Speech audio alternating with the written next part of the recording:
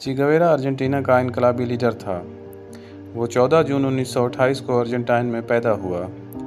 بچپن سے دمے کا مریض ہونے کے باوجود وہ ایک بہترین ایتھلیٹ تھا اور شطرنج کا بھی شوقین تھا۔ اپنی نوجوانی میں وہ کتابوں کا بہت زیادہ شوقین تھا۔ اس کی خوش قسمتی تھی کہ اس کے گھر میں 3000 سے زائد کتابوں پر مشتمل ذخیرہ موجود تھا، جس سے اس نے اپنے علم میں بہتر اضافہ کیا۔ چی گویرا بنیادی طور پر میڈیکل کا طالب علم تھا۔ تعلیمی کیریئر کے دوران ہی اس کے اندر سیاحت کا شوق پیدا ہوا اور 1950 سے لے کر 1953 تک اس نے جنوبی امریکہ کو 3 بار اپنی سیاحت کا مرکز بنایا، جس میں پہلے 1950 میں اس نے سائیکل پر تنہا 4500 کلومیٹر کا سفر برائے اعظم کے جنوب سے شمال کی جانب طے کیا۔ پھر دوسرا سفر اس نے 1991 میں موٹر سائیکل پر طے کیا، جو تقریباً دگنا لمبا یعنی 8000 کلومیٹر تھا۔ تیسرا سفر اس نے 1953 میں کیا۔ تینوں بار اس نے متحد ممالک جیسے Chile, Peru, Ecuador, Colombia, Venezuela, Panama, Brazil, Bolivia اور کیوبا کراس کیے۔ اس سفر کو موٹر سائیکل جرنی کے نام سے یاد کیا جاتا ہے، جس پر کئی کتابیں اور خود اس کی یادداشت چھپ چکی ہیں اور ایک فلم بھی بن چکی ہے، اسی نام سے ہے۔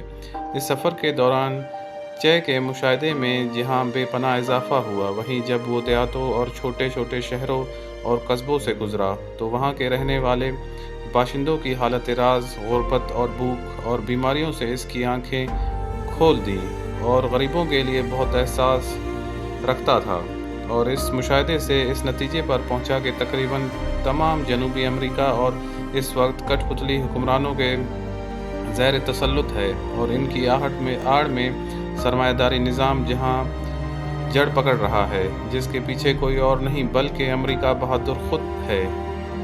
وہ اچھی طرح جانتا تھا کہ یہ دونوں یعنی سرمایہ دارانہ نظام اور اس کی سرپرست امریکہ کبھی بھی غریبوں کے دوست نہیں ہو سکتے، اور ان کی تسلط سے اس خطے کو آزاد کرانے کے لیے اسے اپنی تعلیم چھوڑ کر انقلابی راہ اپنانا پڑی۔ اپنے تیسرے سفر کے دوران وہ گواتیمالا پہنچا، جہاں کے صدر گزمین کے خلاف امریکن CIA سرگرم تھی تاکہ اس کی حکومت گرا کر اپنی پسند کا کٹ پتلی حکمران بٹھایا جا سکے، اور اس سازش میں وہ کامیاب بھی ہو گئے، جس پر نئی امریکن نواز حکومت کے خلاف مختلف کمیونسٹ گروپ سرگرم ہو گئے۔ چین نے بھی ان کا ساتھ دیا، مگر جلد ہی وہ اختلافات کا شکار ہو گئے اور گزمین نے باغیوں کی سربراہی کرنے کی بجائے میکسیکو کے سفارت خانے میں گھس کر پناہ لی، جس سے اس کی بحالی کی تحریک کمزور پڑ گئی اور حکومتی کارندے ان پر بھاری پڑ گئے۔ چین نے آخری لمحے تک مذمت کی، مگر بالآخر اسے بھی اپنے سفارت خانے میں پناہ طلب کرنی پڑی۔ چی گویرا 1954 میں میکسیکو چلا گیا۔ وہاں 1 سال تک جنرل ہسپتال میں الرجی کا شعبہ سنبھالنے کے بعد 1955 میں اس کی ملاقات کیوبا کے نئے ابھرتے انقلابی لیڈر فیڈل کاسترو کے بھائی راؤل کاسترو سے ہوئی، جس نے اس کی سوچ سے متاثر ہو کر بعد میں اسے اپنے بھائی سے ملوایا۔ اس ملاقات کو اگرچہ چی کی زندگی کا نقطۂ آغاز کہا جائے تو یہ بے جا نہ ہوگا۔ دونوں نے متضاد شخصیت ہونے کے باوجود ایک دوسرے کو کافی متاثر کیا، اور چی نے کاسترو کی تحریک میں شمولیت اختیار کر لی۔ دونوں کا نشانہ امریکی نواز کیوبن حکمران باتستا تھا، جو ملک کو دیمک کی طرح چاٹ رہا تھا۔ یہ تحریک تقریباً 4 سال چلی۔ اس دوران چی نے باقاعدہ گوریلا ٹریننگ بھی لی اور اس میں بہت کامیاب رہا۔ کاسترو بھی اس کی قابلیت اور ڈسپلن سے بہت متاثر تھا۔ یہی وجہ تھی کہ کچھ ہی عرصے میں اسے اپنا دست راست بنا لیا۔ چی جیسے انقلابیوں کی بدولت ہی وہ وقت دور نہ رہا جب 1959 کی پہلی صبح کٹ پتلی حکمران ملک چھوڑ کر فرار ہونے پر مجبور ہو گیا۔ انقلابیوں کی حکومت آئی تو انہیں کئی مسائل کا سامنا کرنا پڑا۔ چی کو صنعت اور خزانے کی وزارتیں دی گئی، مگر انقلابی جدوجہد کے مقابلے وہ اصلاحات کا کام نہایت دشوار ثابت ہوا، خصوصاً جب امریکہ بہادر ان کے گرد گھیرا تنگ کر رہا تھا اور طرح طرح کی معاشی پابندیاں عائد کر رہا تھا۔ اس دوران چی نے کافی کوشش کی، کئی ملکوں کے دورے کیے اور بڑے بڑے مگرمچھوں سے زمینیں چھین کر غریبوں میں تقسیم کی، مگر ان کی اصلاحات کے خاطر خواہ نتائج نہیں نکل سکے۔ اور اسے بھی پس پردہ جانا پڑا۔ یہی وہ وقت تھا جب اس کے اندر پھر انقلابی باغی نے سر اٹھایا اور اس نے ان معاشی مغزماریوں میں سر کھپانے کی بجائے کانگو کا انتخاب کیا، جہاں ایک اور امریکی کٹھ پتلی حکومت کے خلاف تحریک چلنے لگی تھی۔ 1965 کی شروعات میں جمہوریہ کانگو پہنچا۔ اس کے ساتھ اس کے درجن بھر وفادار ساتھی بھی تھے۔ یہاں اس کے آنے کا مقصد یہاں تحریک چلانے والوں کو اپنا تجربہ منتقل کرنا اور ان کے ساتھ مل کر جدوجہد کرنا تھی، مگر ابتدا ہی میں اسے مایوس ہونا پڑا۔ یہ کیوبا نہیں تھا جہاں انقلابی پرعزم اور ڈسپلن کے پابند تھے، جبکہ عوام بھی ان کے لیے اچھے جذبات رکھتے تھے۔ کانگو میں تحریک تو شروع تھی، مگر لوگوں میں وہ ڈسپلن اور وہ جذبہ نہیں تھا جو کسی تحریک کی کامیابی کے لیے ضروری ہوتا ہے۔ اس کے علاوہ اسے یہاں کی زبانیں بھی نہیں آتی تھیں، جس کی وجہ سے اپنے خیالات اور منصوبوں پر دوسرے لیڈروں کے ساتھ اظہار خیال کرنے میں اسے مترجم کی خدمات لینی پڑتی تھی، جبکہ CIA بھی اس علاقے میں پوری طرح سرگرم تھی، جو اپنے جدید مواصلاتی آلات کی مدد سے ان کے اکثر پلان پہلے سے جان لیتی تھی۔ چی وہاں تقریباً 7 مہینے رہا اور آخر میں بیمار پڑ گیا۔ وہ مقامی گوریلا لیڈروں کی نااہلی اور عوام کی انقلاب میں غیر دلچسپی سے حد درجہ مایوس ہوا۔ اگرچہ وہ آخری دم تک وہاں رہ کر لڑنا چاہتا تھا، مگر کاسترو کے خصوصی پیغاموں نے اسے وہاں سے نکلنے پر مجبور کیا۔ صحت بہتر ہوتے ہی چی نے اگلی سرگرمی کے لیے بولیویا کا انتخاب کیا، جہاں ایک اور امریکن نواز حکومت عوام کا خون چوس رہی تھی۔ وہ 1966 کے آخر میں بولیویا پہنچا اور ایک پہاڑی علاقے میں تقریباً 50 ساتھیوں کی مدد سے تحریک شروع کی۔ اس شروعات میں اسے کافی اچھی کامیابیاں ملیں اور کئی جھڑپوں میں بولیوین آرمی کو شدید نقصان پہنچایا، جو بعد میں اس کی موت کا اصل سبب بنا، کیونکہ اس نے انہیں کافی نقصان پہنچایا۔ مگر یہاں وہ جو پلان لے کر پہنچا تھا، ان میں کئی باتیں اس کی توقعات کے برخلاف تھیں۔ اس میں سے ایک عوامی سپورٹ کی توقع تھی، جو کانگو کی طرح یہاں بھی نہ ہونے کے برابر تھی، بلکہ یہاں تو عوام میں سے ہی اکثر حکومت کے مخبر تھے۔ دوسرا، اسے یہ توقع تھی کہ صرف بولیوین آرمی سے مقابلہ ہے، مگر یہاں آ کر اسے پتہ چلا کہ امریکہ یہاں بھی پوری طرح موجود ہے اور اسے بولیوین آرمی کے ساتھ ساتھ امریکن کمانڈوز کا بھی مقابلہ کرنا ہوگا۔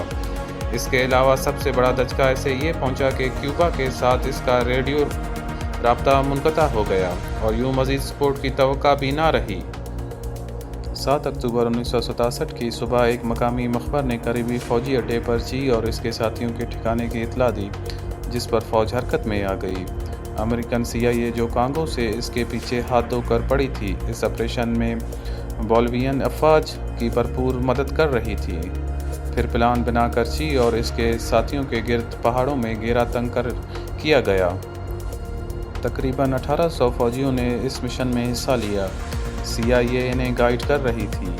چی اور اس کے ساتھیوں نے اگرچہ مقابلہ کیا، مگر وہ مٹھی بھر تھے، جلد ہی مارے گئے۔ چی زخمی ہوا اور گرفتار کر لیا گیا، پھر اسے پوچھ تاچھ کے لیے نامعلوم مقام پر منتقل کر لیا گیا، جہاں اگلے روز شام تک اس پر کئی بار کوششیں کی گئی تاکہ وہ منہ کھول دے، مگر بقول ایک فوجی کے زخمی ہونے کے باوجود چی بالکل مطمئن بیٹھا ہوا تھا اور کسی گھبراہٹ کے بغیر سب سے آنکھیں ملا کر انہیں گھور رہا تھا۔ اس کی آنکھوں میں ایسی رب اور چمک تھی کہ ہم میں سے کوئی بھی اس سے صحیح نظر نہیں ملا پا رہا تھا۔